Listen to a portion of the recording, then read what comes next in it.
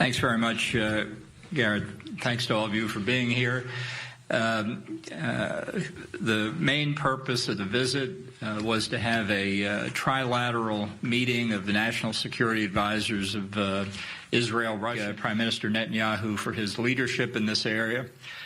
We didn't come with the expectation we were going to solve all of the problems or even most of them, but the point of these discussions, which I do quite regularly with national security advisors in other governments, is to help cut through some of the fog that occasionally surrounds these issues and deal at a strategic level with them, which I think we accomplished today. I think these discussions were productive. We had bilateral discussions with Israel, separately bilateral discussions with Nikolai Patrushev, the Russian Secretary of their National Security Council, and then the trilateral meeting today. Plus, the Prime Minister took us to several stops in the Jordan Valley yesterday to look at the security aspects of those from Israel's perspective, which was very helpful as well. So with that, I'd be happy to answer a few questions. First question to Wall Street Journal, Dov Lieber. Thank you, Mr. Ambassador. Ambassador Bolton, could you tell us what Russia is asking for in exchange for help with Iran? For example, you spoke yesterday with Mr. Patrushev about the Ukrainian conflict. Perhaps the U.S. is willing to recognize Crimea as part of Russia, or perhaps to recognize Assad as the legitimate ruler of Syria. Well, you know, Russia, of course, is one of the 5 legitimate nuclear weapon states under the Nuclear Non-Proliferation Treaty. It's one of the 5 permanent members of the UN Security Council. So we think Russia should have an interest, a concern, essentially equivalent to ours against the threat of nuclear proliferation. And in the case of Iran, although Russia was one of the countries that signed the nuclear deal, we see continuing evidence, growing evidence of Iran's violations of not just the nuclear deal, but the non-proliferation treaty itself. The IAEA has already found Iran to be in violation of the nuclear deal because of its exceeding the limits on sophisticated centrifuges, the device used to enrich uranium. Iran itself has threatened to blow through some of the key limits in the nuclear deal, the limits on stored reactor-grade enriched uranium, heavy water storage, and enrichment above reactor-grade levels of the U-235 isotope. Well, all of this means that the threat of a nuclear Iran is very real, as are the threats of Iran's support for terrorism, its ballistic missile program, and its other malign activities in the Middle East. So from that perspective, we talk to the Russians each time we meet about Iran as an issue, and we're going to continue to do it as long as the Iranian threat remains. Next question goes to Tal Schneider at Globes. Thank you, Mr. Ambassador. My question is that your counterpart, Mr. Patrushev, mentioned that the Syrian has the right to allow foreign forces into their country. So how does that correlate with the U.S. interests in curtailing the Iran influence in the region? And that was the point of the gathering today. Did you achieve your goals deterring the foreign forces inside Syria who are obviously threatening Israel?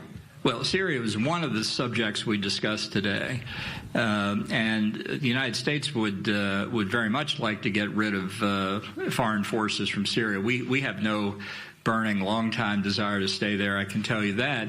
The real issue is the Iranian forces. They are a problem in Iraq. They are a problem in Syria. They're a problem in Lebanon, they're a problem in Yemen, they're a problem in Afghanistan, and I include in that surrogates for Iran and the Quds Force, Shia militia groups, Hezbollah, and other terrorist groups.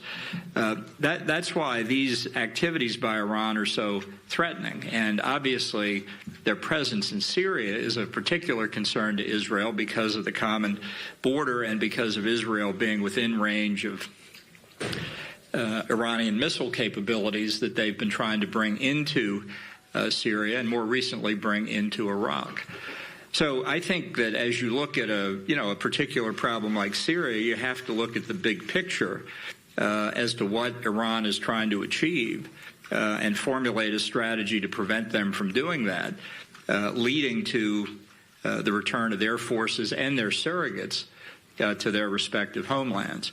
And I think we had a broad discussion of that. And as I say, in sort of a first meeting like that, I think that really helps everybody understand what the various positions are, and we'll go from there. Next question, Amichai Stein, Khan. Mr. Ambassador, thank you. Was there any fear that Iran might try to interfere with the Bahrain workshop, for example, maybe attacks against oil tankers in the region during the workshop in Bahrain?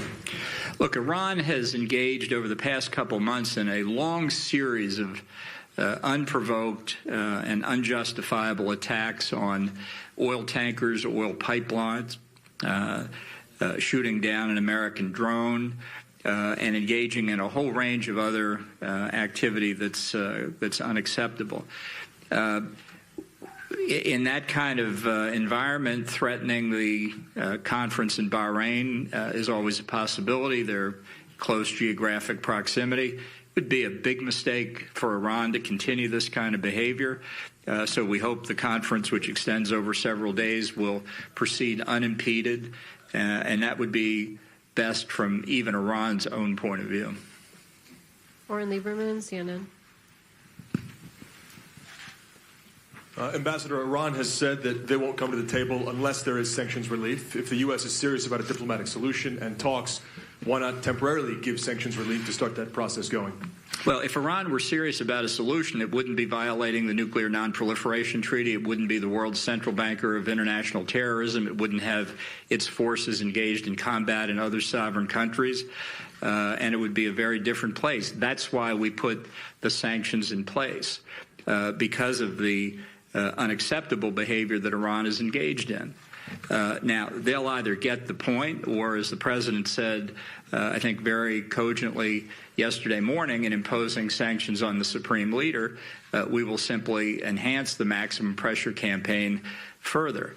It will be, I think, the combination of sanctions and other pressure that does bring Iran to the table. Their word isn't very good. They violated, as I mentioned before, the nuclear deal. They violated the non-proliferation treaty. So their say-so is going to require being backed up, and their say-so that they'll engage in serious negotiations if we give them relief lacks a certain amount of credibility. BBC next.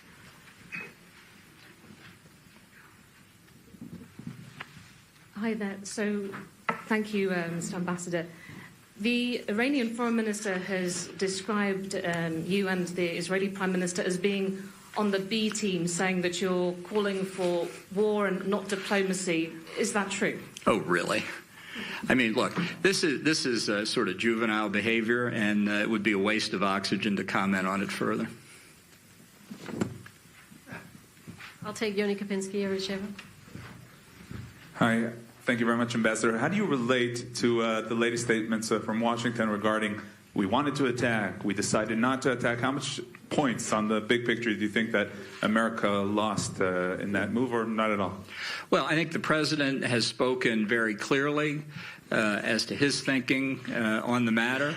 I elaborated, as did Vice President Pence and Secretary of State Pompeo, in statements we've made over the weekend.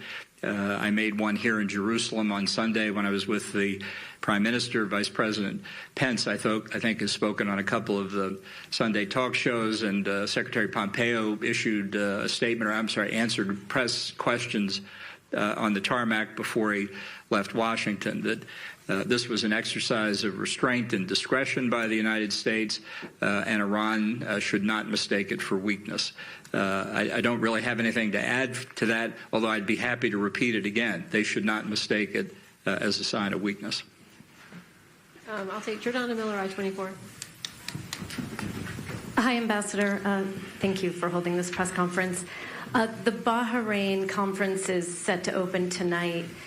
What do you believe can be accomplished there while the Palestinians are boycotting and the Israelis essentially haven't been invited? Well, I think it's a mistake for the Palestinians to boycott it. And I think what makes this particular proposal, which is sort of being rolled out in pieces and slowly due to a lot of exigent circumstances, the thing that makes it unique is the economic aspect of it. To say, look, the prospects for Palestinians, for Israelis, for everybody in the region, if we could find an acceptable agreement between Israel and the Palestinians is incredibly bright. And rather than relitigate decades of disputes, think about the future and negotiate on that basis. So we'll see how it goes. I think we're optimistic. I think the president's optimistic. And I hope the Palestinians are optimistic, too. Chris Mitchell, CBN. Thank you, Mr. Ambassador. What's your message to Iran if in a few days they exceed the amount of allowable enriched uranium, and is a military option still on the table? Well, I think the president would say that all options remain on the table. I wouldn't give Iran advice on what they ought to do. They should give up their pursuit of deliverable nuclear weapons. They should make that strategic decision. They haven't done it yet. All these subsidiary steps that they take simply make it more difficult for the rest of the world to trust them. I think the next step, if indeed they do blow through the limits, as they have threatened, they called it an ultimatum to the Europeans when they issued their statement. We've been in conversation with the Europeans and others about that. And I think as we understand it from European foreign ministries, their view would be that it would be a very serious mistake for Iran to ignore those limits. So we're in conversation. We'll see what the Iranians do. It would not be in their interest to do it, but they've done a lot of things recently that are not in their interest. Ivan, Bloomberg. Thank you, Ambassador Bolton. What kind of role does the U.S. see for Bashar al-Assad in the future in Syria, and what would it take for America to support post-war reconstruction in Syria? Look, there has been now for several years a UN process designed to create a constitutional convention, in effect, that would provide for future political arrangements in Syria, decided by Syrians, not by fiat from Assad or anybody else. We think that remembering that the conflict originated in the Arab Spring, back when people were optimistic about the prospect for self-government in the Arab world, that there's a chance that remains in Syria if we can carry that process through. We've spoken about that over the past couple of days in these conversations, and that political solution remains our priority. Jerusalem Post. Yes, hi, Ambassador. Two questions. The first, did you get any sense of hope from the talks with the Russians that they could in the future agree to Iran leaving Syria? And with regard to the Jordan Valley, where you spoke about the importance of security, would you recommend to President Trump that Israel should apply sovereignty there in order to ensure its security and do you think that Trump would agree to that? Well, I always enjoy these questions. On the first one, the Russians themselves have said repeatedly that they would like to see Iranian forces leave. This goes back quite some time. In one of my visits to Moscow last year, for example, I met with President Putin. We had a discussion about that, many other things, but he was very clear that he thought it was in Russia's interest to see the Iranians leave. So it's not a question, I think, of a disagreement about the outcome, but a mutual effort to find a way to make it happen. In our view, that ought to be in the context of a general withdrawal of Iranian forces and surrogates from areas of conflict back into a nice, happy, peaceful life in Iran without nuclear weapons. Now, on the Jordan Valley, I think this has been a point that many American administrations have stressed, that Israel is entitled to live within secure frontiers. That was certainly the view of President Bush. Maybe not so much in the prior administration, but that's a central objective that Prime Minister Netanyahu seeks, and it's one that we support. Now, how that works in terms of specific aspects for the West Bank generally, that will be the subject, we hope, of discussions that will follow the rollout of the peace plan. And I wouldn't want to step on the peace plan by telling you what's in it in advance, but be patient, it's coming. Yeah, sure. IDF Radio. Thank you. Mr. Bolton, I was wondering, can you tell us what is your end game regarding Iran? Is it a regime change, perhaps a new nuclear deal? No, it's not regime change. It's not the policy of the United States. So go ahead. What's your next alternative? Because you stressed in the past that you think that the United States should push for a regime change. And okay, stop there. Let me just address that, because it's been 6 months since I've been in Israel, so I have to do it periodically. You know, when I was a private citizen, I said and wrote many, many things. They're all out there. I still believe in them, but that's not my function here today. Not to be a commentator on what I said before versus what the policies of the U.S. government are. The president sets the policies. I'm the national security advisor, not the national security decision maker. Go ahead. I know there's a question in there. I just go ahead and ask it.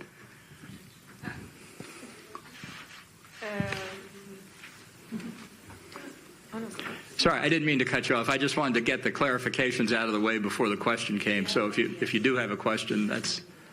So I ask, what is your end game? Right. Look, if Iran gave up its pursuit of nuclear weapons, its ballistic missile development program, which is designed to create delivery vehicles for nuclear weapons, if it gave up its support for terrorism, if it stopped its other malign activities across the region, we'd be very happy. Secretary Pompeo last year gave a speech where he listed 12 things. I've given you 4. It's sort of an expanded list. That's the end game we want. Okay, thank you all very much.